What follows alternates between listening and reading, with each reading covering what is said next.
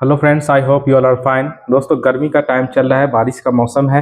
क्या आपके मन में सवाल आता है कि बारिश कैसे होती है? सिर्फ गर्मी के दिनों में ही बारिश कैसे होती है, क्यों होती है, और क्या पहाड़ों का कुछ रोल है बारिश होने में?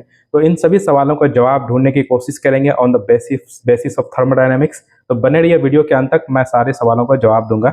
जैसा कि अभी जून जुलाई का टाइम चल रहा है, तो जून जुलाई के टाइम में टेम्परेचर जो है साल के दूसरे हिस्से के मुकाबले टेम्परेचर बढ़ जाती है, काफ़ी बढ़ जाती है। तो टेम्परेचर बढ़ने से हमारे जैसे बिहार रीजन की मैं स्पेसिफिक बात कर रहा हूँ, तो बिहार के पूरब में क्या है, बंगाल की खाड़ी। तो टेम्परेचर काफ़ी बढ़ जाने से बंगाल की खाड़ी का जो पानी है वाष्प बन के, टेम्परेचर बढ़ेगा तो क्या होगा, एवोपरेट होगा, पानी एवोपरेट होगा, वाष्प बन के ऊपर उठने लगेगी। ऊपर उठने के बाद वो कई किलोमीटर हाइट तक चला जाता है।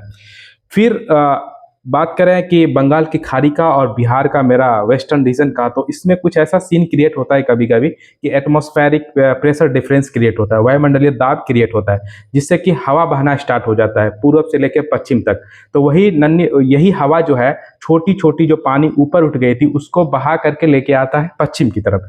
फिर पश्चिम में मेरे बिहार का नॉर्थ में क्या है, नेपाल में ऊंची ऊंची पहाड़ियां हैं। फिर ये छोटे छोटे बादल जो है ना, उस पहाड़ों से टकराता है, और टकराने के बाद जो है रिटर्न आ जाता है, रिटर्न आता है, फिर ऊपर काफी ऊपर उठ चले जाते हैं। तो जैसे जैसे आप ग्राउंड लेवल से ऊपर उठते चले जाते हैं, तो वहां पे टेम्परेचर काफी ड्रॉप होना स्टार्ट हो जाता है। ऐसा जनरल थंब रूल है कि पर किलोमीटर पे 6 डिग्री सेल्सियस टेम्परेचर डिक्रीज होता है। अगर यहाँ पे जमीन पे टेम्परेचर, हमारे अर्थ पे टेम्परेचर 22 डिग्री है बिहार रीजन में, तो अगर 4 किलोमीटर हाइट पे चले जाएंगे तो 6 चौके 24 डिग्री टेम्परेचर ऐसे ही ड्रॉप हो जाएगा।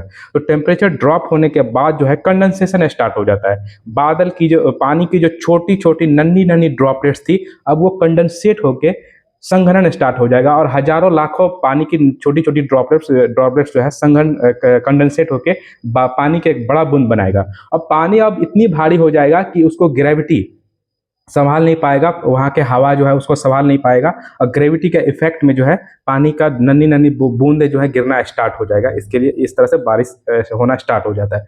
दूसरा मैंने बताया कि सिर्फ ठंड गर्मी के दिनों में बारिश क्यों होती है। गर्मी के दिनों में बारिश इसलिए होती है क्योंकि सिर्फ गर्मी के दिनों में ही हमारे नदी, तालाब और खाड़ी समुद्र का पानी एवोपरेट होकर के ऊपर उठता है, फिर मानसून क्रिएट होता है। तीसरा मैंने ये बताया था कि क्या पहाड़ों का कुछ रोल है बारिश होने में। हाँ, कुदरत ने जो ऊंची ऊंची पहाड़ उठा के रखा है जमीन सरफेस के ऊपर, इसका बहुत बड़ा रोल है।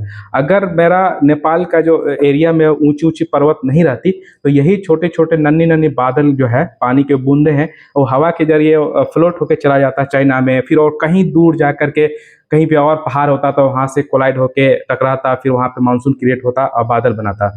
शायद इसलिए हमारे रीजन में जून जुलाई अगस्त के टाइम पे टेम्परेचर बढ़ने से बारिश होती है। अगर नेपाल के किनारे पे अगर ये ऊंची ऊंची पर्वत नहीं होती, तो हमारे इस रीजन में बारिश नहीं होता। बारिश नहीं होते तो यहाँ पे बहुत तरह के फसल जो है, सो धान गेहूँ धान की खेती नहीं होती। तो यही कारण है कि डेजर्ट में, जो रेगिस्तान में पहाड़ नहीं होते हैं, दूर दूर तक कई हजारों किलोमीटर तक पहाड़ नहीं होता है, जिससे कि वहाँ मानसून क्रिएट नहीं होता है और बादल नहीं बनता है। तो आई होप ये जानकारी आपको अच्छी लगी होगी। Thank you for watching, and please like and subscribe my videos.